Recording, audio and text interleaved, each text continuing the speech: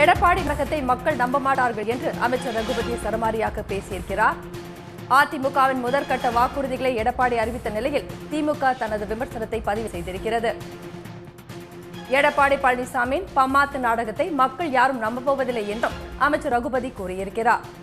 மேலும் 3000 பொங்கல் பரிசு பற்றியே மக்கள் பேசிக் கொண்டிருப்பதால் எடப்பாடி திடீரென வாக்குறுதிகளை கொடுத்துள்ளார் என்றும் அவர் கூறியிருக்கிறார். இது குறித்து கூடுதல் விவரங்களுடன் இணைகிறார் செய்தியாளர் அன்புச்செல்வன். அன்புச்செல்வன், நீங்க இது பதிவு குறித்து முழு விவரங்களையும் பதிவு செய்யுங்க. திமுக அரசினுடைய திட்டங்கள் மக்களிடையே மிகப்பெரிய ஒரு தாக்கத்தை ஏற்படுத்தி இருக்கிறது என்பதை உணர்ந்துதான் அந்த திட்டங்களை காப்பி எடுத்து தேர்தல் வாக்குறுதியை எடப்பாடி பழனிசாமி தந்திருக்கிறார் என்று அமைச்சர் ரகுபதி அறிக்கை ஒன்றை வெளியிட்டிருக்கிறார். அதே போல திமுகவினுடைய திட்டங்களை காப்பி எடுத்து வாக்குறுதியை தரக்கூடிய எடப்பாடி பழனிசாமி அதிமுகவின் 2011-16 ஆண்டு சட்டமன்ற தேர்தல் வாக்குறுதிகள் எல்லாம் என்னாச்சு என்று தனது மனசாட்சியை கேட்டு பார்க்க வேண்டும் என்ற கேள்வியையும் கூட அமைச்சர் ரகுபதி எழுப்பியிருக்கிறார்.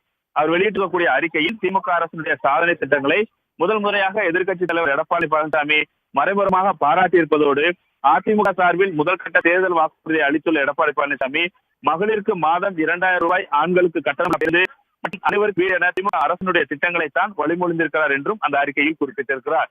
பெண்களுக்கு மாதம் 1000 ரூபாய் கலைஞர் உறுதி திட்டத்தின் மூலமாக வழங்கப்பட்டுக் கொண்டிருக்கிறது.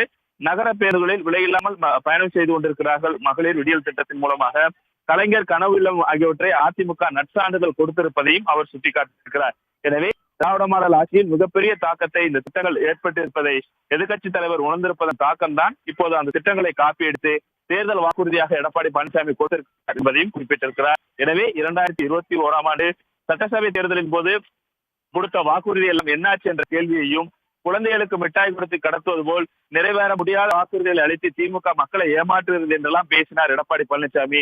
அந்த நாக்குதான் இப்போது அதே திட்டங்களை வாக்குறுதி என உருமாறி பேசுகிறது என்பதும் கேள்வி எழுப்பியிருக்கிறார்.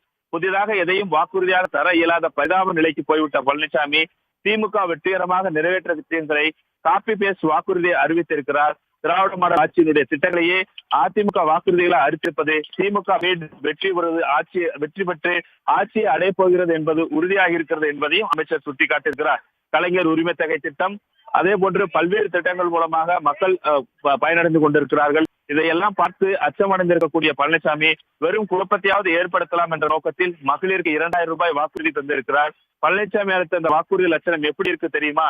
2019 ஆண்டு நாடாளுமன்ற தேர்தலில் வறுமை கோட்டுக்கு கீழே இருக்கக்கூடிய 60 லட்சம் ஏழை தொழிலாளர் குடும்பங்களுக்கு சிறப்பு நிதி உதவியாக 2000 ரூபாய் வழங்கப்படும் என தெரிவித்திருப்பதையும் பல்வேறு சுட்டிக்காட்டி இதுபோன்ற பல்வேறு வாக்குறுதிகள் எல்லாம் அதிமுக ஆட்சிக்கு வந்தால் கொடுக்கும் என தெரிவித்துவிட்டு அதையெல்லாம் செய்யாத எடப்பாடி பழனிசாமி இப்போது திமுகவினுடைய சாதனை திட்டங்கள் எல்லாம் காப்பி எடுத்துக் கொண்டிருக்கிறார் என அமைச்சர் ரகுபதி வெளியிட்டிருக்கக்கூடிய அறிக்கையில் சுட்டிக்காட்டியிருக்கிறார்.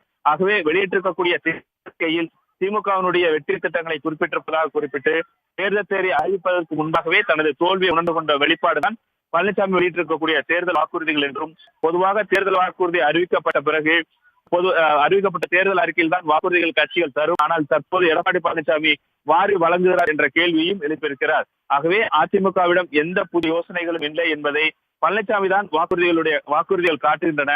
மக்களிடம் சொல்வதற்கு எதுவும் இல்லாத திமுகவின் திட்டங்களை காப்பி அடிக்கும் உயர் நிலைக்கு சென்று விட்ட பழனிசாமியின் இந்த பம்மாத்து நாடகத்தை மக்கள் யாரும் நம்ப போவதில்லை எனவும் அமைச்சர் ரகுபதி வெளியிட்டிருக்கக்கூடிய அறிக்கையை சுட்டிக்காட்டியிருக்கிறார்.